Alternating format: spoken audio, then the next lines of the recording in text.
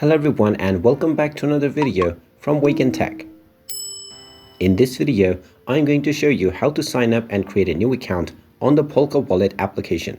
So let's get started right away. First of all, open up the Polka Wallet app on your device.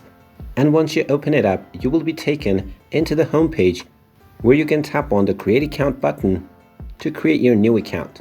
You will then be asked to select whether you want a Substrate account or an EVM account. Go ahead and choose whichever option is suitable for you, and then tap on the next button. Tap on OK, and now you will be given your backup seed and key.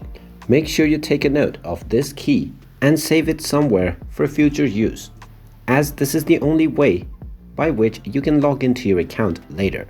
After taking a note of your backup seed, tap on the next button, and now you will be asked to enter your mnemonic to confirm it by entering it in the correct order. So simply go ahead and enter your mnemonic or your seed key in the correct order and then tap on the next button.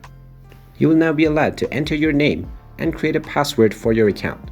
Go ahead and type in your desired password and then type it in once again to confirm it.